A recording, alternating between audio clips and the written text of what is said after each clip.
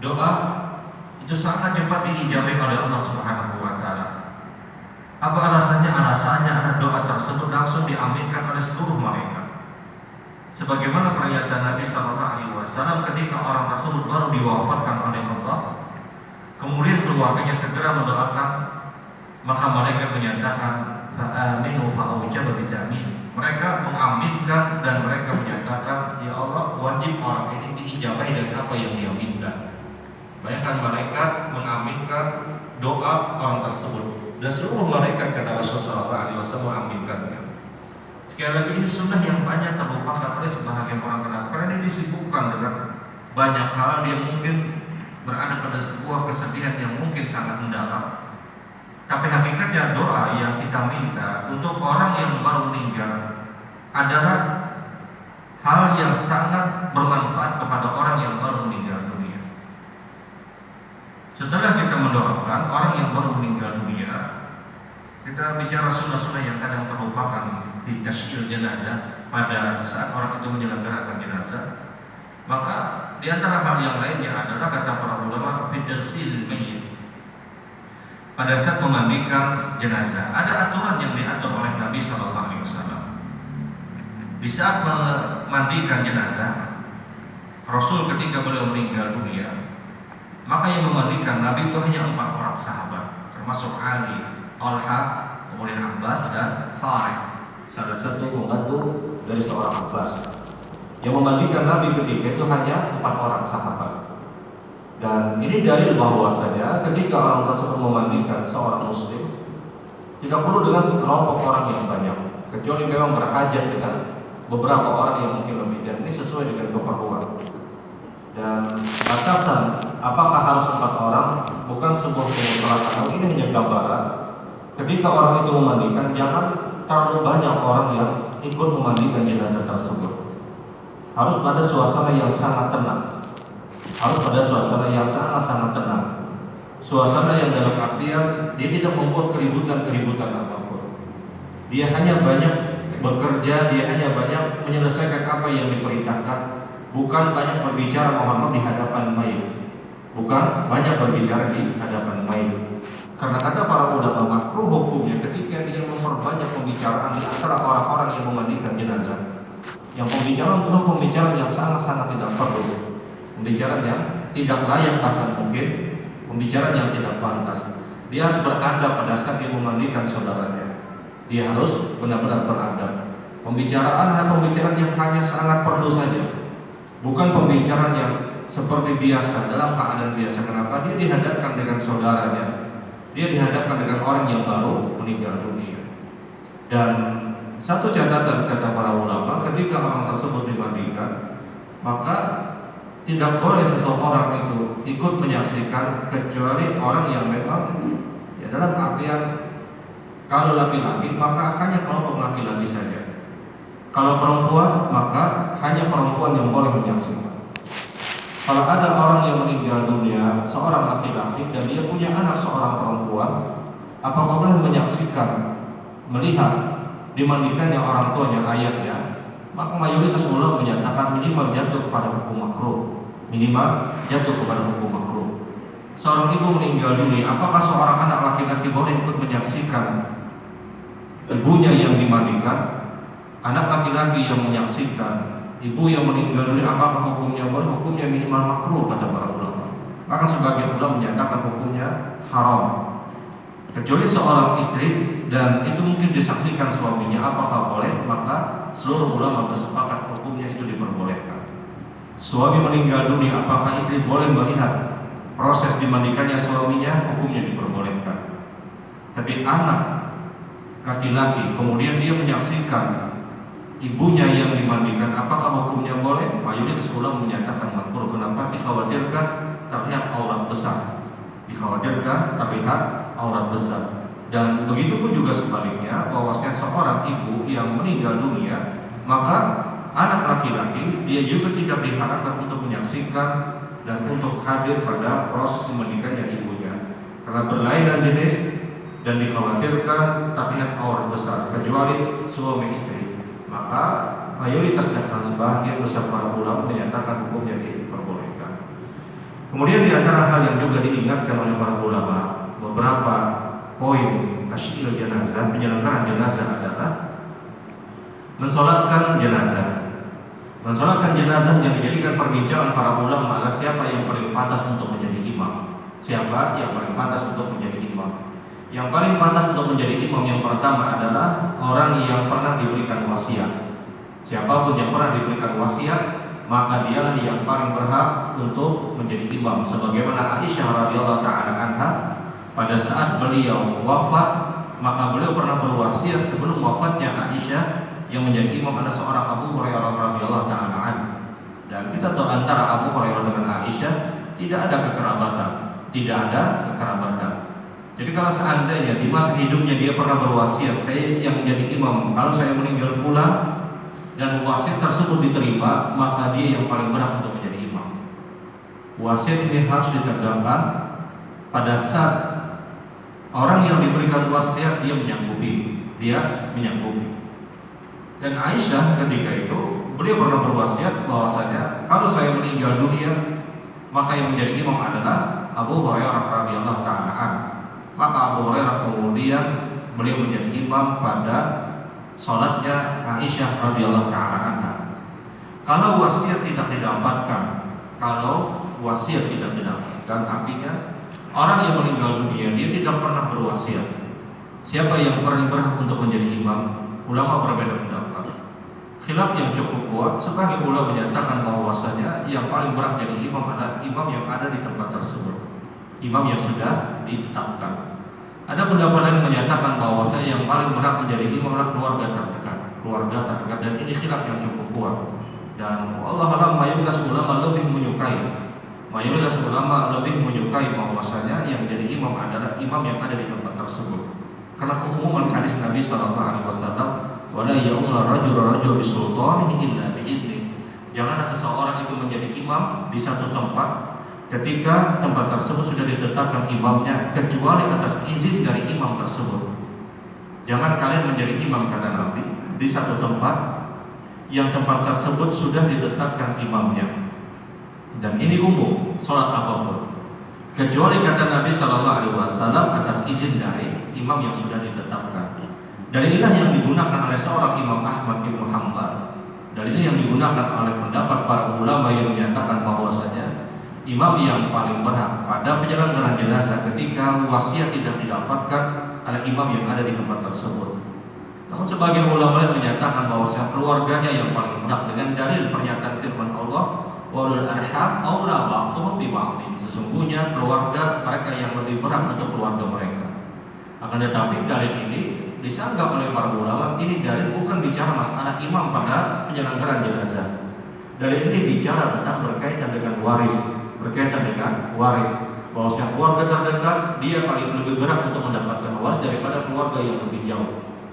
Jadi dalil ini kata para ulama tidak bisa digunakan alasan untuk menjadikan keluarga bisa menjadi imam pada penyelenggaraan jenazah. Namun ini khilaf. Bagi siapapun yang mungkin mengambil pendapat dari salah satu dari dua pendapat tersebut, taruhlah misalnya dia ambil pendapat keluarga terdekat, maka ketentuannya adalah apakah keluarga terdekat tersebut, taruhlah misalnya anaknya, orang tuanya meninggal dan dia ingin menjadi imam dari orang tuanya. Permasalahannya adalah apakah anak tersebut secara mental mampu untuk menjadi imam atau tidak. Apakah dia punya kemampuan memimpin pelaksanaan sholat jenazah? Karena berat. Siapapun pasti merasakan kesedihan ketika orang tuanya harus dia sholatkan, ketika ibunya ada di hadapan dia kemudian dia harus mensholatkan, ketika mungkin anaknya meninggal dunia orang tuanya harus mensholatkan. Ini berat. Apakah secara mental dia mampu atau tidak?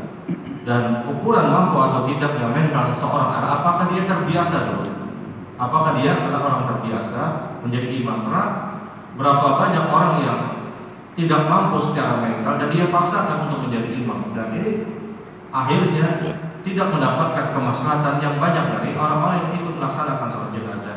Berapa banyak mungkin orang tuanya meninggal kemudian anaknya menjadi imam dan agar dia paksakan karena kesedihan yang mendalam, secara mental dia tidak mampu, suara imam tidak terdengar, sehingga orang tidak tahu apakah dia sudah takbir atau tidak. Akhirnya apa? Hilang kemaslahatan di dalam pelaksanaan sholat jenazah tersebut. Kenapa? Dia tidak punya mental yang baik untuk memimpin sholat jenazah. Kalau memang ingin keluarga mengambil pendapat keluarga terdekat, silakan. Tapi dengan catatan apakah dia punya mental untuk memimpin sholat jenazah atau tidak. Karena sekali lagi berat dan itu manusiawi. Dia harus mensolatkan orang tuanya, dia harus mensolatkan istrinya, dia harus mensolatkan anaknya misalnya, dia harus mensolatkan mungkin saudaranya, yang dia mungkin di hari tersebut masih dalam keadaan sangat bersedih, kemudian dihadapkan harus mensolatkan orang yang sangat dia cintai. Kalau dia punya mental yang baik silahkan. Tapi kalau dia ragu-ragu apakah dia mampu atau tidak, maka lebih baik dia serahkan saja kepada imam yang sudah ditetapkan. Karena tujuan kita melaksanakan sholat jenazah ada untuk mendoakan si mayit, untuk mendoakan si mayit. Mohon maaf, berapa banyak orang yang terlalu memaksakan harus anaknya yang mensolatkan, harus anaknya yang mensolatkan, harus keluarga terdekat. Benar, itu memang ada pendapat. Namun juga ada pendapat yang menyatakan bahwa yang paling berat untuk melaksanakan sholat jenazah sebagai imam adalah imam yang sudah ditetapkan. Dan akhirnya kita berhitung kemaslahatan. Kalau kemaslahatannya lebih banyak dirasakan, didapatkan oleh imam yang sudah ditetapkan, kita keluarga terdekat hanya sebatas ingin mendoakan, maka kemaslahatan yang lebih banyak itu yang harus kita ambil. Biar bagaimanapun mohon maaf, posisi makmum itu jauh lebih nyaman daripada posisi imam. Jangankan sholat jenazah, sholat yang 5 waktu aja, posisi makmum itu lebih nyaman. Hanya bermodal mendahulukan imam, kemudian kita membaca apa yang diperintahkan. Sholat jenazah juga seperti itu. Posisi makmum, keluarga terdekat itu jauh lebih nyaman daripada dia harus jadi imam. Kecuali dia memang mengambil pendapat tersebut dan dia punya mental secara baik. Dan sekali lagi ukuran orang itu punya mental adalah dia biasa memimpin sholat. Kalau orang itu tidak terbiasa memimpin sholat, tahu-tahu dia didaulat untuk menjadi imam, ini berat. Ini menjadi orang takbir bisa kurang. Sholat jenazah takbir yang 4 itu yang bisa 3. Kenapa? Dia tidak terbiasa. Dia tidak terbiasa. Dan bagi siapapun yang mengambil pendapat, jadi silahkan. Artinya, ya ini memang khilaf, tapi ukur diri kita seperti apa. Karena tujuan pelaksanaan salat jenazah adalah untuk mendoakan orang yang meninggal dunia. Bukan untuk harus wajib dia jadi imam, tidak. Tidak ada pendapat yang menyatakan keluarga yang wajib untuk menjadi imam. Bahkan pendapat tersebut dimarju, ditolak oleh sebagian pendapat para ulama. Bukankah seorang Imam Ahmad dengan tegas menyatakan tidak pernah katanya keluarga itu jadi imam di dalam pelaksanaan salat jenazah ketika imam di tempat tersebut sudah ditetapkan. Dan ini yang dibawa oleh Masjidil Haram dan ini yang dibawa oleh Masjid Nabawi. Kita tahu setiap hampir 5 waktu salat ada yang meninggal di Mekah, ada yang meninggal di Madinah, kemudian disolatkan di Masjidil Haram atau disolatkan di Masjid Nabawi. Siapa yang jadi imam? Bukan keluarga terdekat, tapi imam yang sudah ditetapkan di tempat tersebut. Imam yang sudah ditetapkan. Imam Ahmad Ibn Hanbal dengan tegas beliau menyatakan bahwa tidak pernah keluarga itu memimpin sholat jenazah kalau ada imam yang sudah ditetapkan. Kecuali penyelenggaraan sholat jenazah itu dilakukan di rumah. Kalau di masjid sudah ada imam yang ditetapkan, kalau di mushola mungkin sudah ada imam yang ditetapkan. Kalau di rumah tidak ada yang ditetapkan, maka yang lebih berat adalah keluarga terdekat, barulah dipakai dalil bahwa keluarga terdekat itu yang lebih berat. Kenapa? Karena di rumah tidak ditetapkan imam secara khusus sebagaimana di masjid. Tapi sebagian ulama menyatakan hukumnya diperbolehkan. Namun kebolehan tersebut dilihat apakah mendatangkan kemaslahatan atau tidak. Karena sekali lagi biar bagaimanapun posisi makmum itu jauh lebih nyaman daripada posisi imam. Dia hanya sekedar mendoakan. Imamnya menyatakan takbir, berapa kali sudah takbir. Makmum hampir tapi menyatakan takbir. Pokoknya imam salam berarti ambihan juga. Nah ini harus ditimbang. Kemudian hal yang selanjutnya mungkin setelah kita melaksanakan salat jenazah, kita ambil poin-poin yang penting saja. Setelah itu tentunya jenazah dibawa ke kubur dan catatan yang penting adalah seorang perempuan tidak layak dan tidak ideal untuk mengantarkan jenazah kemudian dia melihat proses turunnya jenazah ke kubur.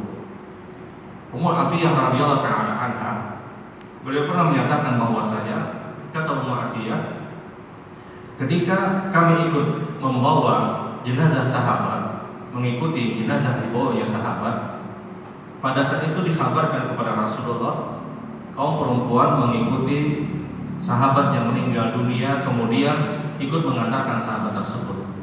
Rasul Shallallahu Alaihi Wasallam berpaling kepada istri-istri sahabat yang ikut mengantarkan jenazah. Kata Rasulullah, "Arjibna fa inna kunna ma'jurat." Pulanglah kalian semua, kata Nabi, karena sesungguhnya kalian sudah mendapatkan pahala. Pada saat itu kelompok kaum perempuan, istri-istri sahabat, mengetahui hadis Nabi bahwasanya orang yang melaksanakan salat jenazah kemudian mengantarkan jenazah, dia mendapatkan pahala 2 qirat. 1 qirat itu sama seperti gunung Uhud. 2 qirat maka dipahamilah seperti 2 gunung Uhud. Itulah pahala yang didapatkan. Dan itu ingin diambil oleh mayoritas istri-istri sahabat. Mereka ingin mendapatkan pahala tersebut. Namun Rasul Shallallahu Alaihi Wasallam menyatakan, kalian pulang saja, kata Rasulullah. Sesungguhnya kalian sudah mendapatkan pahala yang ditetapkan oleh Allah Subhanahu wa Ta'ala. Maka Ummu Atiyah menyatakan bahwa kami dilarang untuk ikut menyaksikan turunnya jenazah tersebut membawa ke kuburan. Namun larangan tersebut, kata Ummu Atiyah, karahiyatul tanzih, larangan yang bukan masuk pada hal yang diharamkan, larangan yang sifatnya makruh, larangan yang sifatnya dibenci, tapi tetap hukumnya makruh. Jadi seorang perempuan dia dilarang untuk ikut melihat proses turunnya jenazah. Tapi kalau jenazah tersebut sudah diturunkan, kemudian sudah ditimbun dengan tanah, selesai didoakan misalnya, maka boleh perempuan tersebut hadir. Karena jatuh hukumnya hanya ziaratul kubur, bukan lagi hukumnya dia melihat jenazah atau mengiringi jenazah tersebut. Jadi solusinya adalah kalau seorang ibu ingin pergi ke kuburan, ya mungkin dia ingin mengikuti suaminya yang sudah meninggal atau anaknya yang sudah wafat, silahkan dia mungkin bertahan di dalam mobil. Kemudian kalau sudah selesai proses jenazah, kemudian ditimbun dengan tanah, selesai, silahkan dia hadir, walaupun mungkin 1 atau 2 menit setelah itu. Kenapa? Jatuh hukumnya tidak lagi dia mengantar jenazah, tapi jatuh hukumnya adalah ziaratul kubur. Yang dilarang oleh Nabi Shallallahu Alaihi Wasallam adalah dia melihat turunnya jenazah tersebut. Ini yang hukumnya makruh. Dia ikut hadir, dia ikut melihat. Tapi kalau hanya sudah selesai dikuburkan, sudah selesai ditimbun dengan tanah, dan orang mungkin sudah mulai keluar, maka kemudian dia masuk datang ke kubur tersebut, maka ini hukumnya ziaratul kubur dan hukumnya diperbolehkan.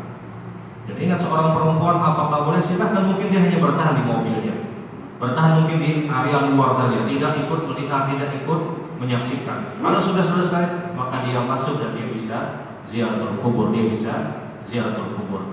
Dan yang terakhir adalah ketika jenazah tersebut diturunkan ke liang lahat, maka sunnah Nabi yang sering dilupakan adalah mengucapkan kalimat Bismillah ala millati Rasulillah. Keranda diturunkan, jenazah diturunkan ke bawah, biasanya kita pakai tali biasanya. Pada saat dia menurunkan tadi, dia ucapkan Bismillah ala millati Rasulillah. Dan ini sunnah yang banyak dilupakan. Dan itu adalah pelajaran yang sering diajarkan Rasul Sallallahu Alaihi Wasallam. Jadi kalimat Bismillah ala millati Rasulillah, dia mengucapkannya 2 kali. Yang pertama adalah pada saat jenazah atau mayat tersebut baru meninggal dunia, ketika dia menutup matanya, dia ucapkan Bismillah ala millati Rasulullah, kemudian dia doakan. Kalimat yang kedua, kesempatan yang kedua Bismillah ala millati Rasulillah adalah ketika jenazah tersebut diturunkan. Dan ini sunnah dari sunnah Rasul Sallallahu Alaihi Wasallam. Subhanallahumma wa bihamdika asyhadu an la ilaha illa anta astaghfiruka wa atubu ilaik.